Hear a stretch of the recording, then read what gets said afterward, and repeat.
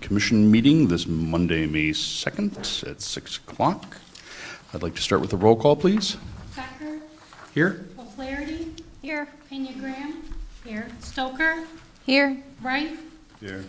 McMahon. Here. Chair Maxwell. Here. We have a quorum. Thank you. I'll move on to the approval of the agenda. If there are any additions or deletions, please let me know. If not, I'll ask for a motion to approve. I move we approve the agenda as presented. Moved by McMahon. Second. Seconded by Wright. All in favor say aye. Aye. All opposed, same sign. This is the public participation portion of the Let's program. have the minutes approved. Oh, I'm sorry. I skipped right over that, didn't I? I'll ask for approval of the minutes. If there's any additions or deletions, please say so. If not, I'll ask for a motion to approve. I'll move to approve the minutes as presented from the April 18th meeting. Moved by McMahon, Second. seconded by Stoker. All in favor say aye. Aye. All opposed, same sign. Now, we'll move on to the public participation portion of the program. If there's anyone that wishes to speak to anything that is not on the agenda for this evening, you may come forward and state your name and address. If not, we will close that portion. Move on to new business. We have a public hearing, a petition by Johnson Oil Company represented by Pugh. Thank you. Requesting variances to the UDO to allow two coolers within a 50-foot setback when abutting a residential district and parking spaces to encroach in the required setbacks for the property located at 175 West Lincoln Highway, the Shell gas station. I'll ask that the petitioner come forward. Please state your name and address. Kathy Pugh, and my home address is 52 Browns Beach Road in Rock Falls. Thank you. Do you, in contingent with the staff report, do you have would you like to just review what you're petitioning for? Well, we would like to purchase the Shell station that is at an auto body shop now, and Bill wants to get out of that business. We have been the supplier for the Shell station, but we don't do auto body, we do convenience stores. So we want to change it, remodel it into a convenience store. And what we need is more cooler space. So we have a plan to put an outdoor, or cooler that sticks out the back of the store. He has it up there. Actually, two coolers that it would come right. It wouldn't change the footprint of the front at all. We're going to keep the station the same part, and but it goes against the 50 feet variance, so that's why I'm here asking for that. Okay. We also have designed the parking spots. We have 8 plus the handicap. Okay, thank you. I'll ask for the staff report, please. Yeah, sure. As Kathy mentioned, they're looking to purchase the property and remove the 3 service bays from the location and put a convenience store. Fuel sales will remain as is. We did receive a lot of information, or some correspondence since the agenda was posted on Thursday. We did get a revised plan, which is on your desk tonight. I do have up on the slide. We did get a call and email from the owners to the west who own Los 3 Burritos.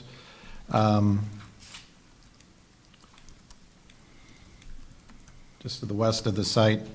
Noting concern about the variance on the side yard setback for parking. So the applicant's requesting 2 variances. One, as mentioned, was a 50-foot building setback to the north. Since it's residential, that's required. The site's zone general commercial. I did do up a drawing there showing the 50-foot setback from the north line where that pretty much ends up. And so the adjacent owners, Paula and Nick Sotilis, I think I pronounced that right, or close, were concerned about the variance next to the parking This was the plan that was, that you all got, and they're commenting on. The parking is right up next to the lot line on the east side, and I did get a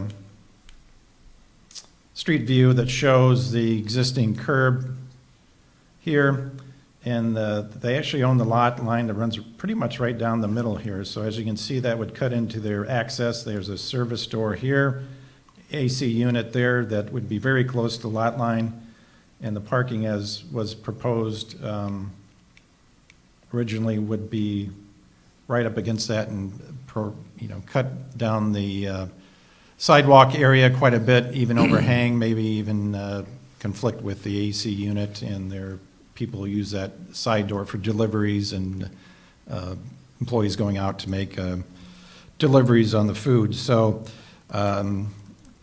today they revised the plan, and they have enough parking. There's only 5 required, and they revised the plan to show a handicap space facing the building. And this dark line here is the existing curb. They're not changing that. They're not going any closer to the side yard, so that side yard setback variance is removed. That's not needed at this time. So they still have 8 spaces, which they have northeast corner and then right off Park Avenue, which cars park there now that's just not striped. So they're going to stripe it.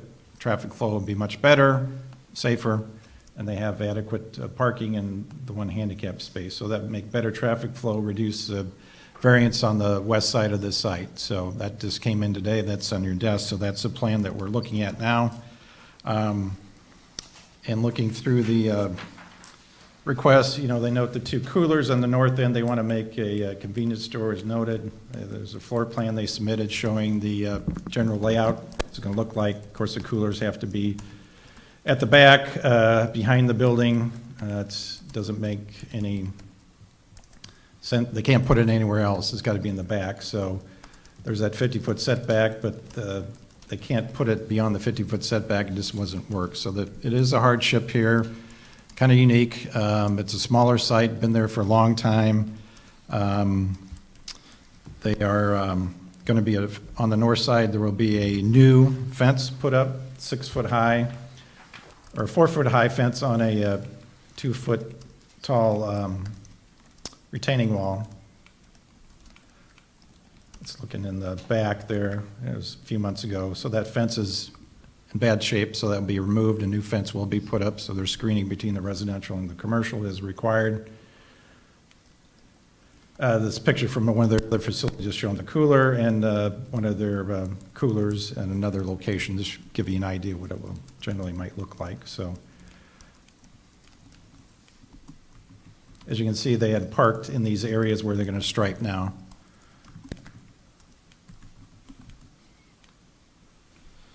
So with variances, we have certain criteria. Let's run through those quickly. As I mentioned, the 50-foot setback really infringes, the existing building is mostly in the 50-foot setback already, so the site would be rendered useless if they had to meet the zoning requirements. So they do have a hardship here meeting the variance criteria. We also look at the if the applicant caused the variance need for variances. Well, it's been applied a lot for over 120 years. It's gas stations for about 56 years. Current owner purchased it in 2008 and want to change from a service base to convenience. The service base operations have kind of dwindled. You don't see many of those, so they feel the convenience store would be most useful for the site. It's on a corner lot, so there's additional setbacks on the corner lot. Also took a look at some of the other, so a typical outlot, you want 1 or 1.25 acres. This is 0.36 acres, so it is pretty small. It is even smaller than some of the other lots that have gas stations, convenience stores. Hickey's Marathon's 0.4 acres. BP Amico at 920 West Lincoln is 0.57 acres, and the Marathon at 125 North Annie Glen is 1.29. So they kind of unique. They're a smaller lot. So it's a hardship. They need this to operate as a convenience store. They need these coolers, and they must be placed at the back. So, and the coolers are not taking up the whole rear yard. There's still a good 11 feet, 11 and a half feet to the property line, so they're not, right up against the property line. They're not taking up the entire rear yard, and they're needed for the operation. So they meet all the criteria, we believe. And in terms of public input, we've received several, or a few from since the agenda was posted. Copies are provided to you. Received a letter from Kevin and Carrie Olson at 230 West Locust supporting their variance request. Also received an email from Jane Anderson of 121 Park Avenue, that's just 2 houses north, mentioning concern more about the convenience store itself, and I did respond back, and I provided a copy for the commission that I noted the convenience store is a permitted use. That's not, the issue in front of the commission is the variance request, not the use. So I just responded back to her and made a copy.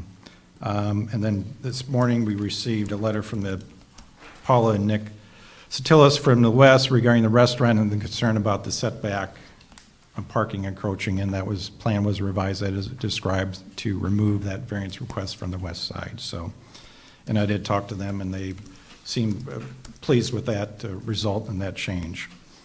So a sample motion is prepared recommending approval. As noted, I would just note the date of the plan's now changed. Instead of April 13th, it's May 2nd is the date of the plan that's received that's in front of you. So if there's a motion for approval, I would just note the change in the date to May 2nd. Thank you, Dan. Kathy, did you have anything else that you wanted to add? No. Okay. You've said it. I have a speaker request form from Keith Nyquist, if you'd like to step forward. Oh, I'm sorry. Oh, comprehensive plan update. Read down. Okay, with that, I'll close the public hearing. If there's any questions from the commission. If there's anyone else in the public to speak, or may want to just note that if there's anybody else. I thought that, yeah. Anyone else? Okay, with that, I'll close the public hearing. Any questions from the commission?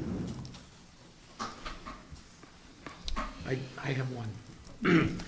With being forced to use exterior coolers and, basically bedding and opening up close to the residents behind you, Yes. what's the concern for sound, noise? Dan said something on the way up here, and we tried to get how many decibels it was. All of our coolers, whether they're inside or outside, have the condensers outside. So it's similar to an air conditioner running, or we haven't had any concerns. I've never had to look it up before. Do you I have, couldn't tell you an exact amount. do you have any other properties that are that close to residences? Yes, You do? Yes. And you've not had any complaints No. about them at this point? Yeah, for me, that's really my only concern would be, would it create such a noise factor that, creates a real problem for the people behind you, but well, it's new equipment, so it should be, you should be fairly quiet. it should, hopefully. Okay, thank you. Question. Yes. The shed on the building now is on the property behind the building now, is that shed going to stay there? I don't know. So that'll go? So basically, we're going to take down a building behind. So really, we're not encroaching anymore, are we? Will the coolers encroach any more than that shed does back there? The coolers go back 11 feet, Yeah, so I really don't think you're. 13 feet, sorry. From Looks the about property the to same, north. and maybe a little bit larger, the coolers together, but looks about the same distance. Yeah. The shed, can Yeah. Sure, up to the mic, I? The shed is 8 feet wide. Please step up to the, up to the mic. yeah, could you please step up to the microphone, please? Just for And the here record. you are. State your name and address, please. Excuse me. I'm Bill Arhos, and my wife and I are actually the owners of the property. The shed itself is 8 feet wide. It's about 2 feet from the building, so that's 10. Couple feet is what the coolers would be, 2 or 3 feet further. Okay, And the shed is leaving, that I'm taking with me. okay. Okay. Yeah, it looks like the total footprint on the two 13. coolers is about 13 by 30, Mhm. roughly. Well, and I think, as we go through things like this, what we always have to consider too is that, again, a lot of these setbacks restrictions were made long after a lot of these properties existed. And so I certainly appreciate the fact that it's difficult. Sometimes we've come through several things that we've had to amend for that very reason. So I understand the distress issue. Will the entrance will be the same, at the same? Yes. We'll probably put double doors, make it larger, but it'll be in the same spot. And if I understand correctly, that the handicap parking is the only one that's going to be on that side? Yes.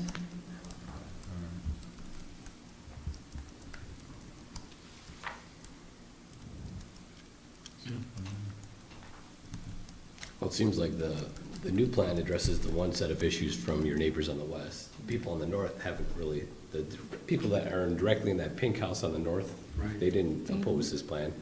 So I'd be in favor of granting the variance here. And Dan, I believe you said Tiftilis's were amenable to it after the revision? Yeah, they seemed happy with the change. That was their main concern, yes. Okay. Any other comments or questions? Okay, with that, I will ask for a motion to approve. I'll put it forward.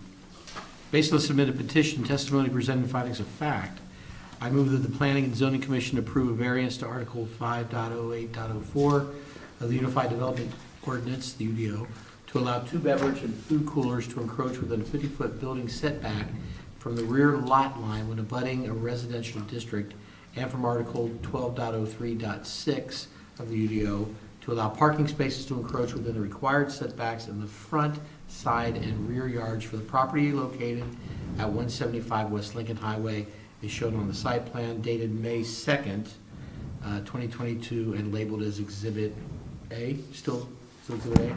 Yes. It's Okay, Exhibit A. moved by Mr. Becker. May I have I'll a second? second the motion. Seconded by McMahon. May I have a roll call, please? Becker, Yes. O'Flaherty, Yes. Pena Graham, Yes. Stoker, Yes. Wright, Yes. McMahon, Yes. Chair Maxwell, Yes. motion passes. Thank you very much. Thank you. Good luck. For considerations, we have a report on the comprehensive plan by the staff. Yes.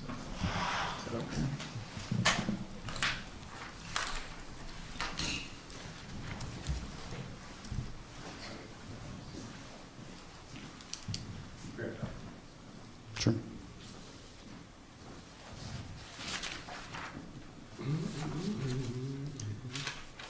Go to commercial. Pardon? Go to the commercial. Yeah, who sings well? Dun, dun, dun, dun, dun, dun, dun. Elevator music. It's my best elevator music. Nowadays, the elevator music is from the 70s. It is. It's Metallica. I can't tell you how depressed I am when I go to a grocery store and they're playing songs I like.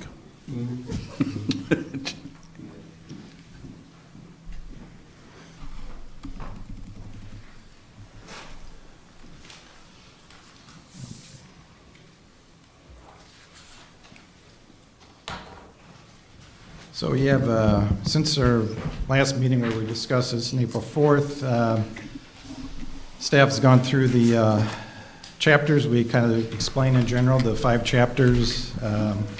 Since then, we've gone through fine-tune a lot of things, goals and objectives, modified those slightly. The main ones are there. Did a lot of work on the map, going through block by block, parcel by parcel, just making sure we have the right land use on there, existing, and if it's vacant, what we want to see in the future. And in the plan, we kind of noted some of the primary features, which I'll go through for you briefly. Let's first go over the categories, which we added, page 56.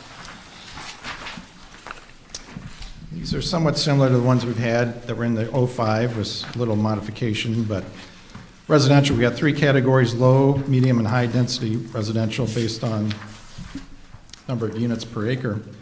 And we kept the range the same, because that range is related to the UDO in terms of minimum lot sizes in the UDO, so they kind of relate to each other. So if we have to modify one, we'd have to modify the UDO in terms of that. So a lot of things UDO are built off of this density. So low density is 0 to 4 dwelling units per acre, that's single-family detached, owner-occupied. Medium density residential, 48 dwelling units per acre, that's relates to some single-family, smaller lots, two-family, condominiums, smaller 8 units or fewer, multi-apartment units. Then your high density, 8 to 12. And then we do have provision in there if anything's over that, and we certainly have some that are over 12 dwelling units per acre, old and even newer, that you'd have to go through planned development process, which a lot of projects that are over that have. Cornerstone, Isaac Suites, Old City Hall block, they all exceeded that, but went through a planned development process where you have to show how it benefits the community and the neighborhood, and there's plans approved, goes through a hearing, et cetera, that goes through the commission. So commercial, pretty straightforward. We did add a downtown district before the 05 plan. Commercial covered downtown and also the strip centers, areas out downtown. So we thought we'd break those two apart. The downtown, is a central business district, has distinct character, walkability, buildings up to the sidewalk, a variety of uses, retail, service uses, entertainment, dining, and also residential on the upper floors, mixed use. Parking generally not on the site, they're in public parking spaces. Lots are on the street parking. Industrial, this is a broad category. The 05 plan, I think we had like light industrial, heavy industrial. Office researcher was looking at it. We wanted to just make it very general, include all things that's manufacturing, assembly, fabrication, warehousing, distribution, office, research parks, and high tech, like data centers. That would be all included in industrial. Institutional, public, semi-public, government facilities, not-for-profit, religious organizations, public and private schools, open space, parks, golf courses, wetlands, water features, detention ponds. Some of the larger ones we put as open space, low-lying farmland, transportation, utilities, of course, airport, utility corridors, rights of way for railroads, and other, like the sanitary district, that all their properties are underneath that. Then ag, of course, district, which we did include, and is quite a large area. So those are the categories we came up with, and it's going through the plan here. So, and I broke down to 5 districts, maybe it's a little easier to see. The southeast side, so there's additional industrial sites on the Guerrilla Road axis. It's a little hard to tell. So I included an aerial right after the comp plan map, just to give you, if you want to go back between the two, to see kind of where you're at.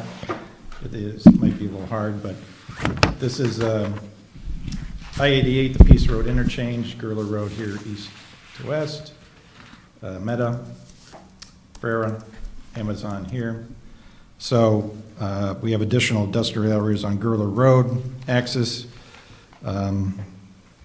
We went down to Kessinger with industrial, and even on the west side of 23 industrial area here. Particularly, we went down to, since the last plan we discussed in early April, we went down to Kessinger. There's a railroad here, so that's a good indication of industrial use along a rail line. Carrying industrial north of 88, east of Peace, out to our boundary agreement with Cortland, which is shown here in the hatched area. So a little more expansion of industrial areas here. Also moving north of Route 38, industrial 2 along the Peace Road corridor up to Worthing, up to our boundary agreement with Cortland Sycamore there. Industrial, this is the airport in the gray, airport and airport properties owned by the city. but slightly expanding this area somewhat and putting it into that industrial category. So we explained last time kind of the major theme of the plan. Big difference is probably the limited new low-density residential sites within the 1.5 miles. Whoops. The 05 plan, as you can see, what they did back then was went way in the 1.5 miles with new single-family residential, almost to the limits of the 1.5 miles beyond the city, and had a little commercial nodes throughout those areas. Well, we've moved that way back towards these current corporate limits. That was one of the big changes. We're just not seeing that residential growth as we did before. So all this area beyond in the 1.5 mile area beyond the city limits, the vast majority is under the ag, just land use category. So we do have a few areas where we did extend some single family, just usually one parcel out from the current limits. Like in here and here, we also have some areas that are surrounded by the city that could be future single family. And a big key too, we have a lot of lots that are platted in the preliminary or final plat stages already. So we have lots, and that's found on page 26. There's a table showing that, but there's lots up in Bridges of River Miss vacant. This is the Iron Gate project that was annexed and zoned and the preliminary plat approved. 06, I believe. So that plan that was approved is, we just put that right on the comp plan, but there's over 1,000 lots in that project. And other subdivisions to the south and west that are not full. So we wanted to limit new annexation for single-family residential. So a few areas on the northwest side, also more the southwest side. This is Debonair Farms, the Knolls. So a few parcels, this ones that are contiguous next to possible annexation down Annie Glidden with commercial more at Fairview, and then some single family, but you may have some areas not in the city that could be single family also. So that's a big change, just reducing that future new annex single family, reduced way down. So, and that's consistent too with the Dekalb County's future land use plan, which does call generally, and it's been in place, their theme, or has been in place for a long time, is annexation in, no subdivisions out in the county. They have a 40-acre minimum lot size, so they want developments in cities annexed to cities. So this plan is very consistent with their recommendations in their plan. Open space, showing those, of course, as I mentioned, in the green area. It doesn't show exact lines of floodplains, but does kind of show those areas, detention areas, parks, large kind of low-lying area south of the tollway there that we put in green that's as flooded in the past. So mixed-use areas.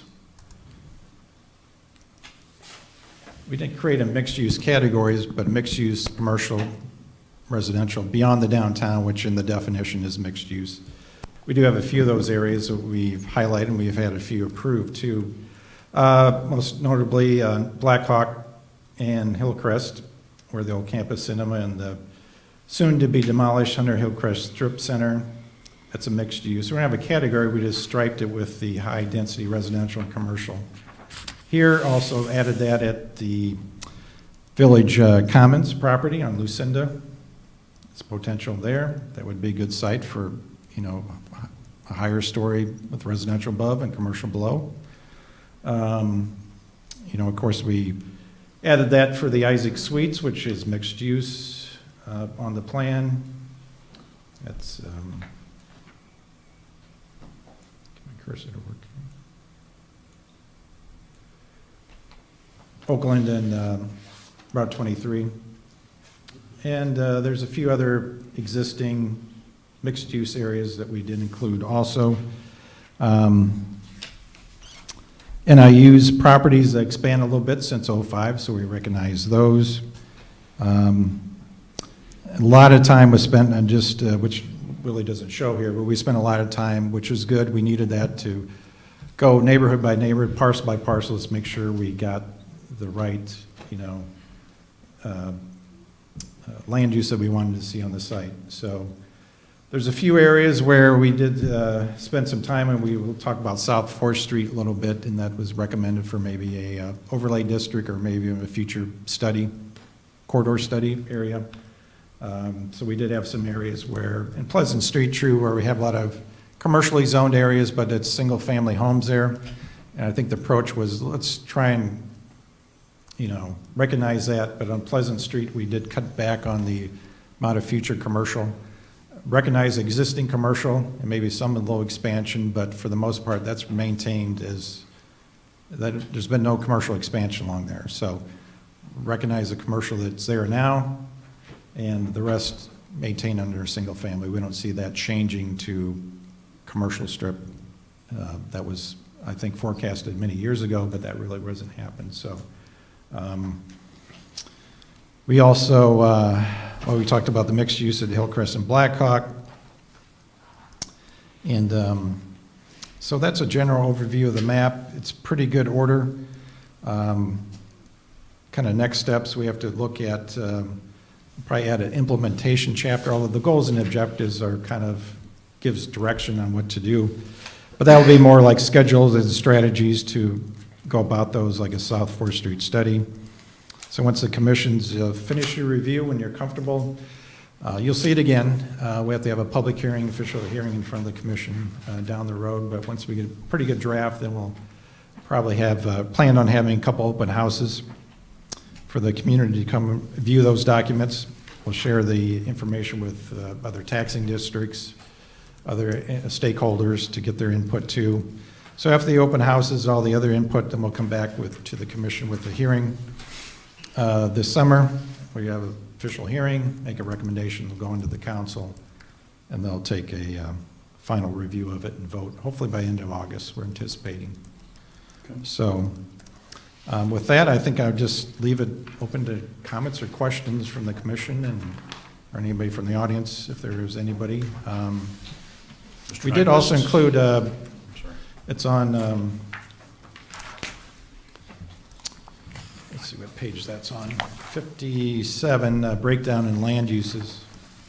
I didn't put it up here because it's hard to see, but from 05 to 2022, this plan, the percentage, and then we also had the change in acres. So you can see the obvious differences on there. Low density residential was reduced quite a bit with the changes I described, bringing that whole area in closer to the city.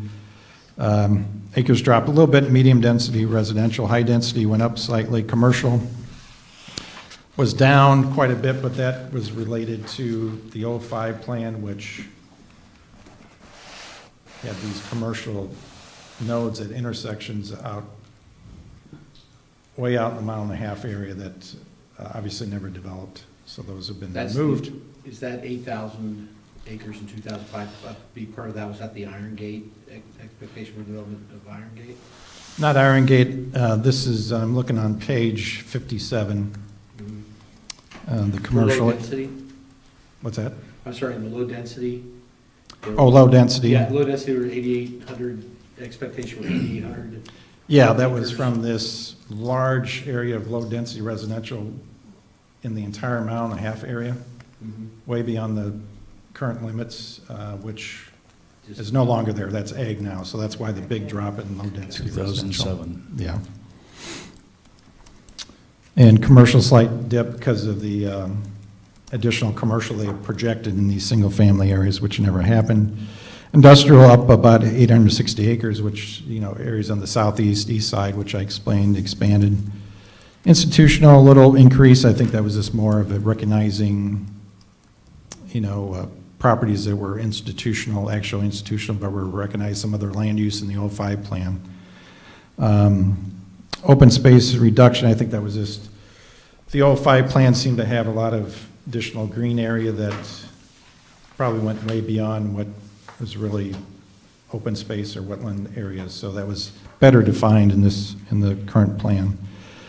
Transportation utility expansion of the airport area, ag land, of course, a big jump with that additional areas in the mile and a half that we want to reserve for agricultural. So I just wanted to go over that chart briefly. Thank you. Mr. Nyquist, if you'd like to step forward, please. Please state your name and address.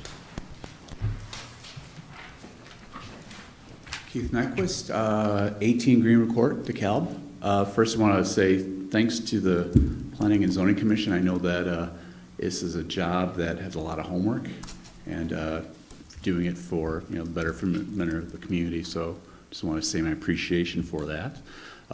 Anyway, I wanted to ask a question about how the plan development process might work for one of the parcels. I believe that Planner Olson alluded to actually in his opening comments about one of the parcels. The closest I can get to in terms of address would be at 2231 Sycamore Road.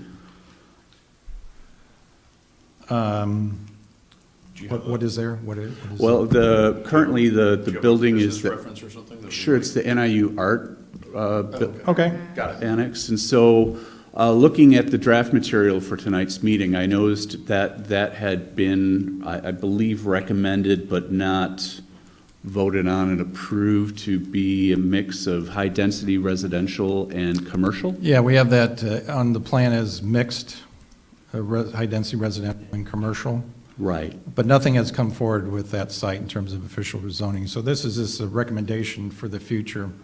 So if it comes in mixed use at work, if it's just commercial, because there's a mixed-use project right next to it. Right. Right. Okay. So that seemed to make sense, because it didn't front on Route 23, that maybe a mixed use might work there. If, all commercial retail, probably not going to work because there's no frontage. Sure. Very little frontage.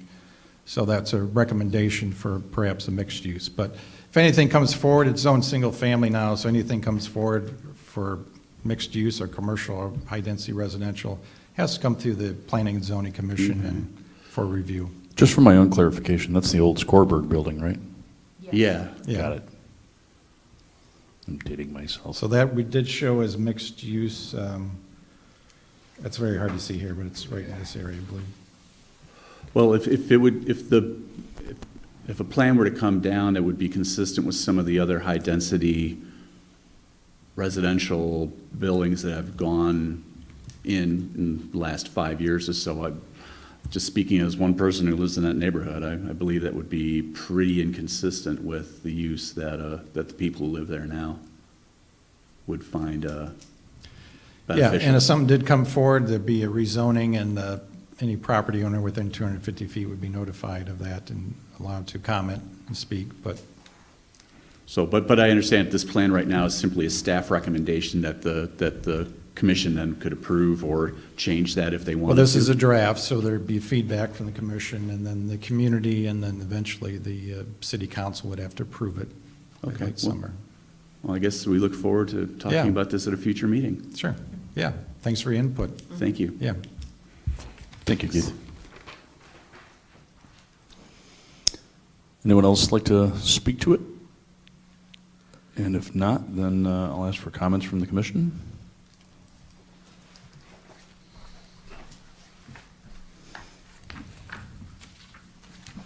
I have one just off the top of my head, and this is probably not apropos to the comprehensive plan, but is the property on Blackhawk and Hillcrest, will that be listed for sale?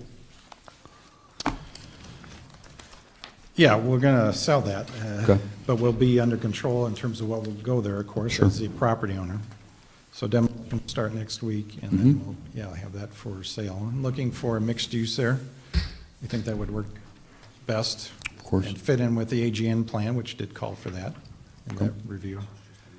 So we're taking some things that the AGN plan recommended, and that was, they suggested some mixed use, particularly that corner there, and also down at Lucinda, so. Okay. And as I was going through this again, just, at a brief glance, we were talking about the architectural distinction between houses and developments. Urban and there's design some- guidelines? Yeah, and I'm sorry, I've lost my page here. There were some very good recommendations just in terms of diversity, in terms of the architectural styles, but what I did not notice was any restriction that two homes could not be necessarily built next to each other with the identical footprint and/or plan, which I think is kind of the goal. Yeah, there was a recommendation for variety. You're talking about avoiding two houses next to each other that have the same footprint and architectural style? Correct. Many other municipalities have gone through, I mean, I remember in the days of Wiseman Hughes and some of the Kirk and some of the other pieces, I mean, that you at least had to have a minimum of 3-house separation between the two of something that would even look remotely similar, so. Where the differences are more than shifting garage from one side to the other, one having a gable, one not, that sort of thing. You know, it varied. It was all over the map, but, you know, at least it did give the appearance of some variety, and so you weren't just rubber stamping, houses from one to the next with different sidings, so, correct. Yeah, I think that's within the association itself, though, the homeowners, because they have covenants that they have to follow. I don't know if the city has any bearing on that within the city. I mean, they could probably recommend that in the covenants, they have that in there. Yeah. That's my understanding of those subdivisions. Yeah, we Well- can approve, I know Iron Gate had Yeah. I saw on a set of elevations that can only be used in that, and there's quite a variety. But we can do that, particularly with an annexation agreement. We can approve certain models that would be allowed. And you can get more detailed in terms of, avoiding the same model next to each other, a space of 3 homes or something. Sure.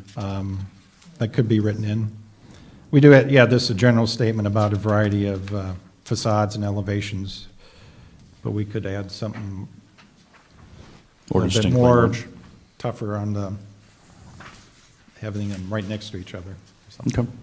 Let's welcome them in first. Yeah. In here.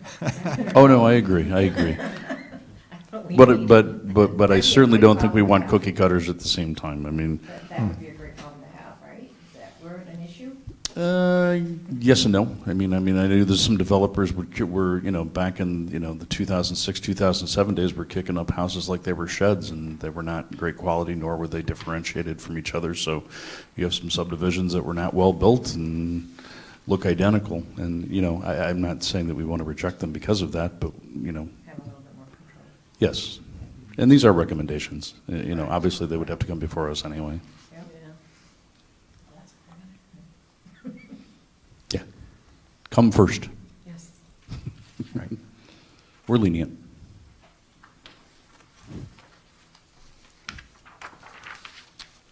So for recommendations like that, let's use design standards or something like that.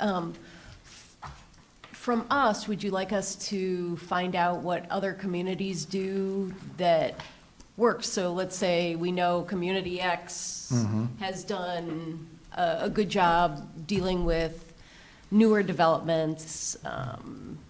Do you want like an example, like this program seems to be working there? Because I've got ideas. It's just, what kind of Yeah, I think supporting these- materials do you need me to give you? Like, this is what I mean, because when it comes to design or things like that, I mean, it's Yeah. much easier to have a tangible, Yeah, if you got ideas from other communities that you like, yeah, pass them on. I mean, we I'm gonna send you a big long use other email. communities' ordinances and comp plans for ideas or, definitions or guidance, that's fine. I mean, these standards, I think, you would probably find somewhat similar in a lot of other communities of For language. sure. I But guess- if you find something unique, yeah, we'll definitely take a look at it. Yeah, I guess it's really seeing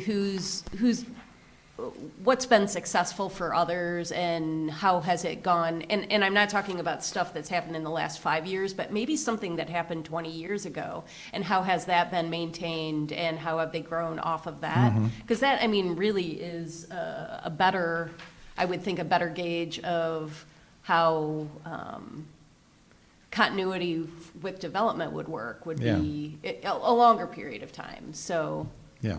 okay.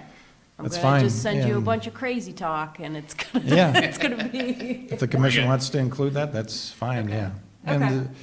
And, development, I think development, single family, a little different than 20 years, 30 years ago. Oh, for sure, yeah, because. For, they're smaller homes, yeah. And that's 100%, like, Yeah. I did some looking, and I think I need to spend a little bit more time in depth finding good examples of smaller home communities that have been built in the Midwest. I've seen more examples of them, like houses 12 to 1,600 square feet, built, it's like a new version of my neighborhood. I live on North 9th Street. They're older homes, they're closer together, they're smaller, but they're good, single-family homes.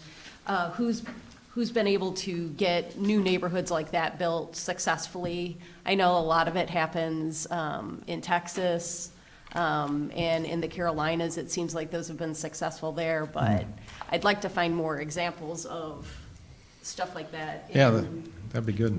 It would- We do get inquiries a lot with, Yeah, I'm talking about single-family affordable housing Well, where, that's the key, right? Because yeah, like right now in Sycamore, you're seeing 1,800 to 2,300 square foot homes that are in Yeah. $300,000 range. and something a little bit more modest doesn't have to be unattractive. It can be good design, just executed well. And we don't need a lot that nobody ever walks on except for when you mow the lawn. But, I mean, we're. Reasonably sized spaces. Exactly, where can you Good find starter homes. a nice mix? Yeah, yeah, I mean, we've been in our house for 20 years, and we just like the neighborhood. And Yeah. so, there's room for that, and I think especially with all the development that we have here, how can we find developers how can we drum up the interest in building? Because we do need single family. Yeah.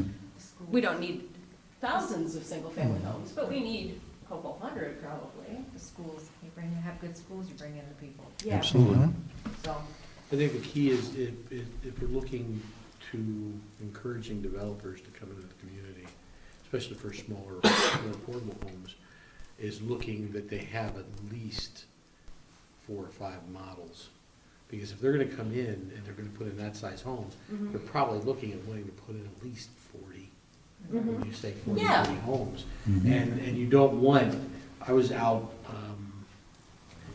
we're going in, what is, right just south of 90, there's a development of homes, fairly large homes, probably 2,600 square feet. Every one of them looked like, and they were just slammed. It was obviously a developer came in, bought the property and put up, 50 homes. And God bless them, they're single-family homes, but, They're all the same. we don't want that. How can we creatively, Right. generate something that Yeah. people are excited about? Because, like, something that kind of stuck with me that Bill, and maybe Dan did too, mention was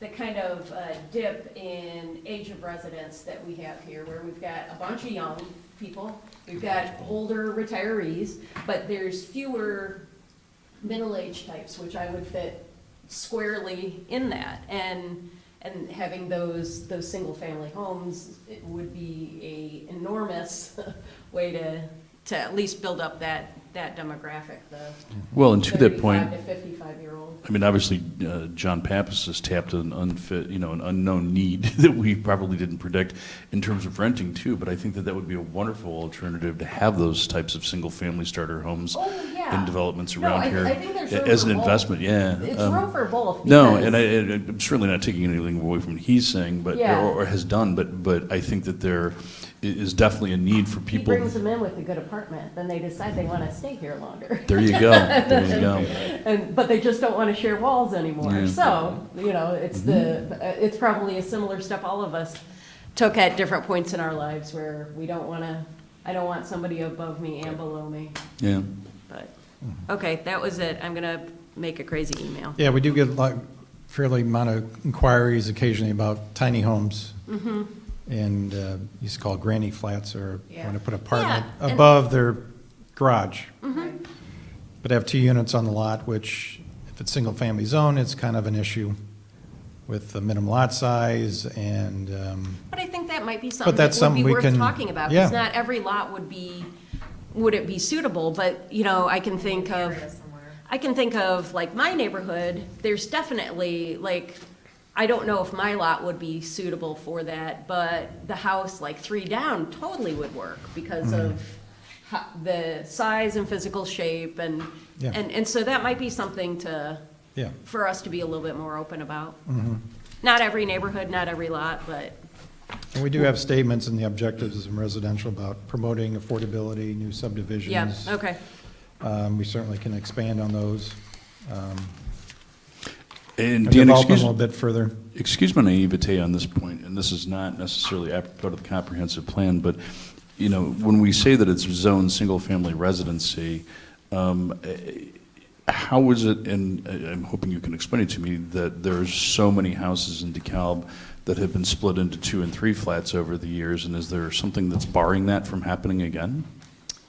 Well, a lot of those areas are actually zoned two-family. If you look at the zoning map, particularly the southeast side or southeast of downtown, it's single-family, two-family here and there quite a bit. Then we have the residential conservation district north and south of downtown, and just scattering of two-family here and there, multifamily. So although it looks like a house, there's multiple, in, you know, I don't know the history of certainly all of them.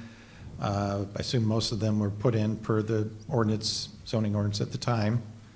There could have certainly been some that were done illegally.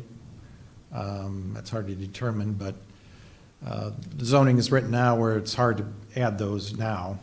Most of those are just been there for a while, but we can look at ones where we allow additional units, this granny flat or something, or the apartment if it's between a certain square footage and they have at least a reasonable amount of lot area, not maybe to meet two single-family home requirements, but accommodate that. I think would be acceptance for something like that if controlled. But there's quite a few actually two-family residential zoning in the neighborhoods as you go out from the downtown area. So Yeah, I lived in one on Grove Street, a lot of the neighborhood by, what is it, Huntley Park? That whole neighborhood's surrounded by. In Yeah. college, I lived on one on Second Street, and Yeah. how it became a 3-flat, I'll never know. Yeah, yeah.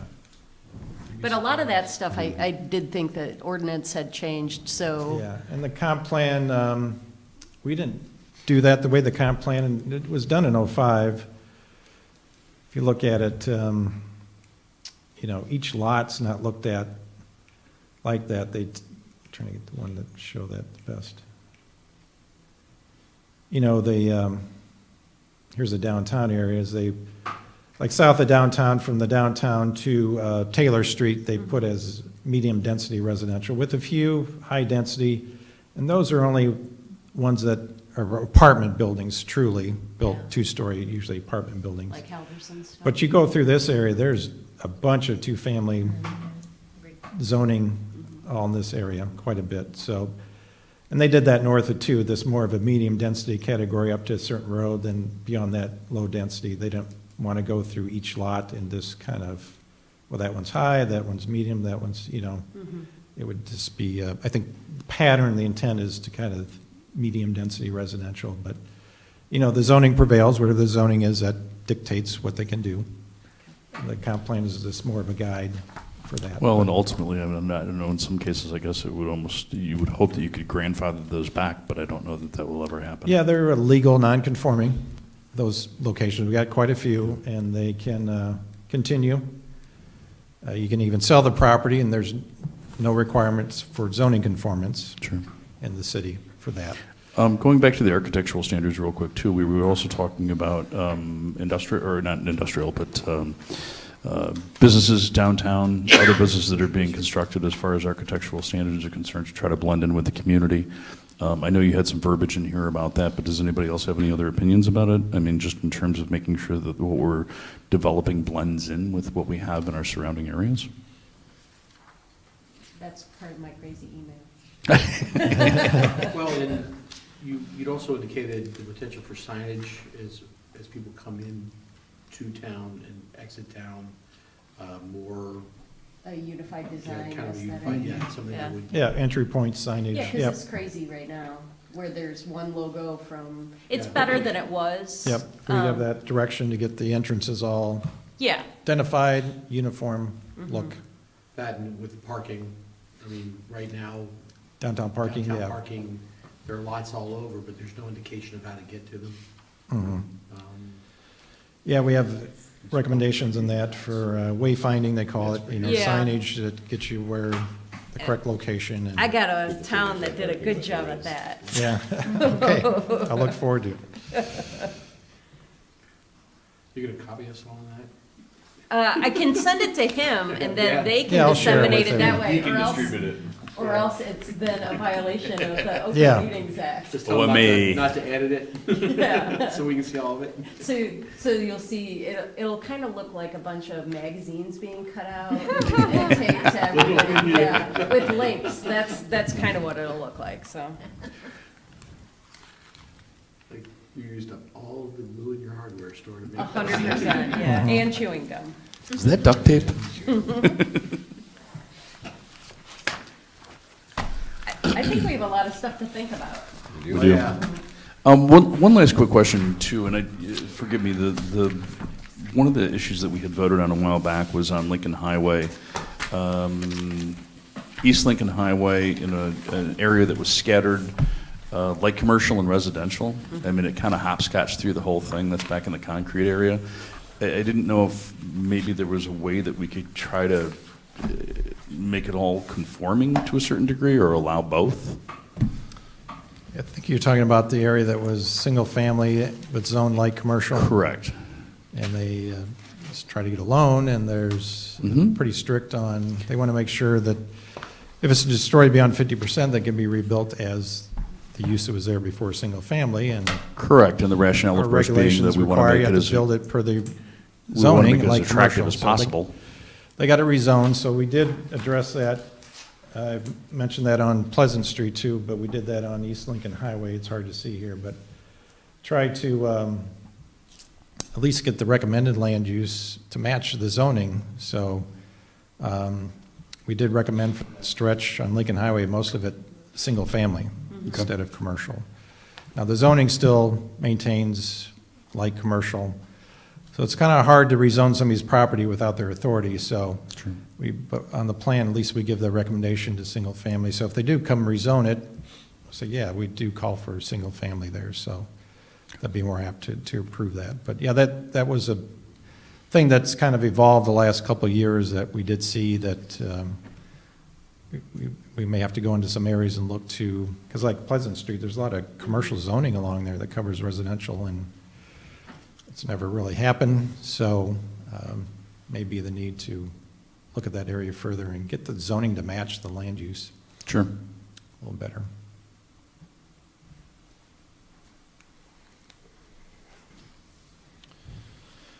Well, thanks for the input. Yeah, we'll keep working, send us questions or Okay. Crazy emails. Trixie's crazy emails, and we'll get, make whatever recommendations or additional changes, and then bring it back the next meeting, Okay. 18th, and then perhaps from there, maybe we can, we're comfortable enough to do a couple open houses. We'll probably do those in June, so we'd like to have a little lead time before we advertise those, but, Yeah. yeah. Are there any Thanks staff for your input. reports for the closing? This next meeting, 16th, no hearings. We will have the final development plan for Arista residences on Barbara Green. Approved the zoning and preliminary plan not too long ago. And required they come back with the final plan, engineering, photometric plan, final plat, and also slightly changed the architectural renderings to improve it a little bit in terms of breaking it up a little bit more. So we'll have that back too for your vote on the 16th. Great. Well, I think I can collectively say thank you to you and Bill also for putting all the hard work into this. I know Yeah, that this Bill is can be here as long as probably the weather's mind-boggling putty. when your glasses are Yeah. falling off at 5 o'clock at night and you're sick of looking at Yeah. a map, but thank you very much. Thank him very much, Yeah. for a lot of this, yeah. Okay. Anything else? If not, I will ask for a motion to close. I move to adjourn. Moved by Flaherty. Seconded by Wright. All in favor, say aye. Aye. All opposed, same sign. Still waiting for it. Yeah, it's gonna happen one of these days. One of these days, somebody's gonna do it. I'm not done yet. Becker's gonna do it. I will be missing from the next one because I'm gonna be